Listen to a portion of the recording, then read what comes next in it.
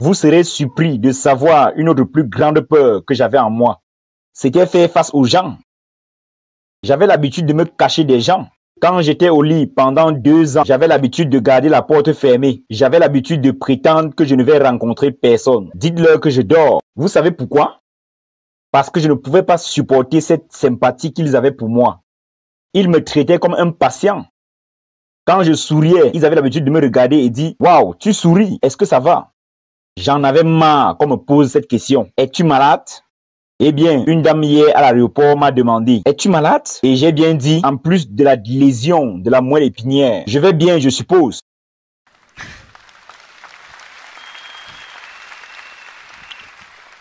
Mais ce sont vraiment de bonnes questions. Cette question n'était pas bonne quand j'étais couché sur le lit. Donc, j'avais l'habitude de me cacher des gens, sachant que, oh mon Dieu, je ne vais pas voir cette sympathie dans leurs yeux. Ça va. Et aujourd'hui, je suis ici en train de parler à toute cette personne incroyable parce que j'ai surmonté la peur.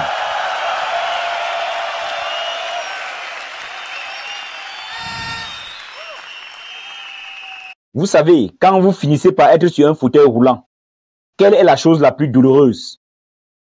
C'est une autre peur que les gens sur les fauteuils roulants ont dans leur cœur, mais ils ne partagent jamais. Je vais partager ça avec vous, le manque d'acceptation. Ils pensent qu'ils ne seront pas acceptés par les autres. Parce que nous, dans le monde des parfaits, sommes des imparfaits.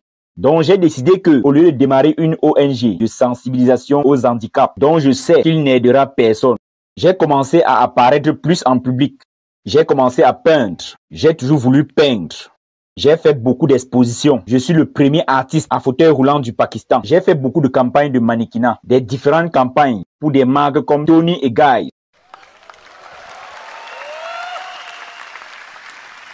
J'ai fait des trucs vraiment drôles. Briser les barrières de genre de modélisation. Il y avait celui-ci, du nom de Cloud Town, quand je suis devenu clown. Parce que je sais que les clowns ont aussi des cœurs. Et puis, j'ai aussi décidé que si je veux vraiment faire la différence, je ne vais pas laisser les gens m'utiliser pour leur campagne contre la polio, où ils feront de vous une victime, à un emblème de misère et de miséricorde. Et ils diront que donnez des bouts de vaccin anti-polio à vos enfants, sinon ils deviendront comme cette fille. J'ai décidé que je vais rejoindre la chaîne de télévision nationale du Pakistan en tant que présentatrice. Et je fais beaucoup de spectacles depuis ces 3 dernières années.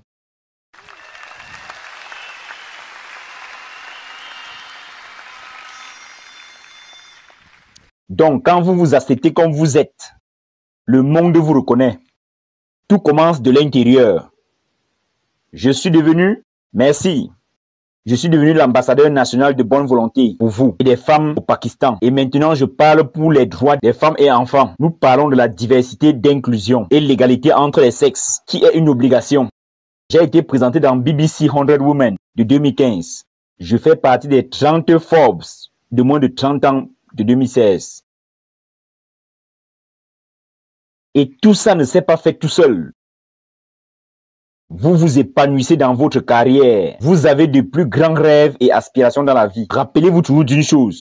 Sur la route du succès, il y a toujours nous, pas moi. Ne pensez pas que vous pouvez accomplir des choses seul. Non. Il y a toujours une autre personne qui va vous soutenir, qui ne viendrait pas peut-être au devant de la scène, mais sera derrière vous, priant pour vous et vous soutenant. Ne perdez jamais cette personne. Jamais.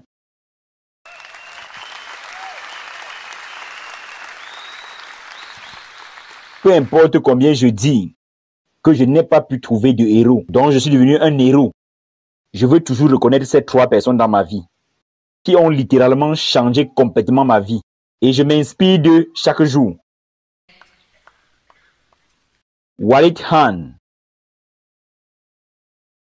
Beaucoup de personnes connaissent l'attaque terroriste qu'il y a eu au Pakistan. Nous avons perdu beaucoup de personnes. Et je partage ceci le cœur très lourd parce que nous avons en fait perdu beaucoup de personnes dans cette énorme tourmente du terrorisme. Ces gens sont des barbares. Ils ne se soucient pas des gens. Ils n'ont pas de pitié. Ils sont encore plus pires que les animaux. Ils ont tué des gens dans les mosquées. Ils ont tué des gens dans les églises, des temples, même dans les écoles. Il y avait eu cette attaque terroriste dans l'école publique de l'armée, Peshawar, où ces terroristes sont entrés dans une salle d'examen et ils ont tué nos enfants. Et dans cette attaque ce jour-là, ce beau garçon, Walid Khan, qui était mon héros, mon vrai héros de la vie, était le proctor qui s'occupait des élèves, qui gardait un œil sur les élèves. Ces barbares lui ont tiré 3 balles dans le visage et 5 fois sur son corps. Et il est tombé. On m'a demandé de donner une conférence dans cette école. Une semaine après cette attaque terroriste, avec un cœur très lourd, j'y suis allé et j'ai parlé. Nous avons chanté quelques chansons nationales. J'ai pensé que peut-être j'ai fait ma part, mais au fond de moi, ça me tuait. Je pouvais voir des enfants blessés. Je pouvais voir des enfants assis sur des fauteuils roulants, me regardant, me demandant. Et ensuite quoi? Quelle était notre faute? Juste parce que nous étions ici pour un examen, nous avons été abattus.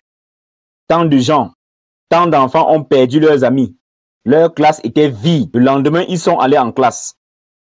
Donc ce gamin, Walid Khan, j'ai demandé où il était et on m'a dit qu'il était dans un hôpital en ce moment, que je devais aller le voir et le motiver et lui dire que ça va aller. Et quand j'ai vu Walid Khan venir sur le fauteuil roulant pour la première fois devant moi, son visage était tout déformé. Sa jambe était fracturée, son bras était fracturé. Il ne pouvait pas parler. Il a perdu ses dents. Il ne pouvait pas éternuer. Il ne pouvait pas humer les odeurs. Il ne pouvait pas manger. Et j'ai continué à penser, que devrais-je dire? Que tout va bien se passer? Non! Rien n'allait bien. Et pendant que je jonglais avec les mots, qu'est-ce que je veux dire? Qu'est-ce que je ne veux pas dire? Ce bel enfant, Walid Khan, est venu me voir et il a dit, êtes-vous Mouniba Mazari? J'ai dit oui. Il a dit, prenons un selfie.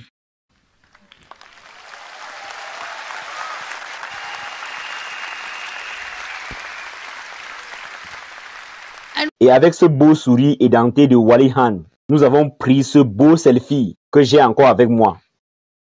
Je ne partage pas ça ici. Parce qu'il était en très mauvaise posture cette fois-là. Et c'est là que j'ai réalisé que quand je pensais trop à cette difformité, il était content de lui-même. Il s'en fichait même. Parce qu'aujourd'hui, il va dans la même école. Et quand quelqu'un lui demande qu'est-ce qui est arrivé à ton visage, pourquoi tant de cicatrices, vous savez ce qu'il dit? Ces cicatrices sont mes médailles et je les porte avec fierté.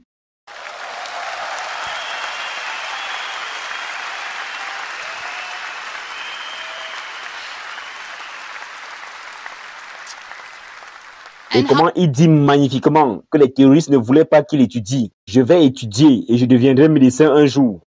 Et c'est ma façon de me venger de ces terroristes. Un autre vrai héros, bien sûr, c'est mon fils. Son nom est Neil. N-I-L-E. River Neil. J'ai tellement appris de cet enfant. La première chose est la patience. Comment être patient? Quand vous savez que votre mère ne peut pas marcher. Quand vous savez que votre mère est différente des autres femmes. Quand vous savez que votre mère ne peut pas sortir et jouer avec vous. Comment rester calme? Il aime le football. Et quand nous avons acheté sa première balle de football, il avait 4 ans. Il était super excité. Je me souviens encore, il est venu dans ma chambre et il a dit, maman, jouons au football. Et il a déposé son ballon entre mes pieds. Et il a dit, vas-y, botte ce ballon. Et ce jour-là, je me suis senti handicapé. Je lui ai dit que je ne pouvais pas botter le ballon. Et j'étais abattu avec le même visage. Il m'a regardé et il a dit, maman, c'est bon, tes jambes ne fonctionnent pas, mais tes mains fonctionnent. Jouons au handball.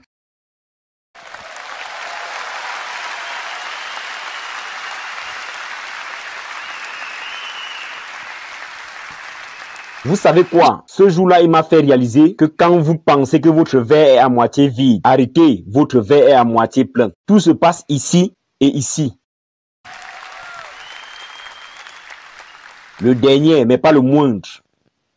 La femme qui m'a fait réaliser qu'un héros peut être un homme ou une femme. La femme qui croyait en moi, même quand j'étais complètement au bord du désespoir, où tout le monde est parti. Elle était là. Et chaque fois que je la regardais sans rien dire, elle avait l'habitude de me regarder et dire, cela aussi passera. Dieu a un plus grand plan pour toi. Et un jour, tu diras, oh mon Dieu, c'est pourquoi Dieu m'a choisi. Elle n'a jamais pleuré devant moi. Elle disait toujours qu'il y aurait des haineux, il y aurait des jaloux, il y aura des opposants, il y aura des non-croyants. Et puis, il y aura vous, les prouvant qu'ils ont tort. Ma mère.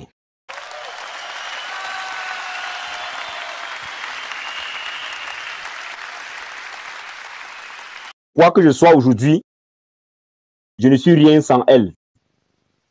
Je ne suis rien sans elle. Merci maman, j'aurais aimé que tu sois ici. Merci d'avoir fait de moi ce que je suis aujourd'hui.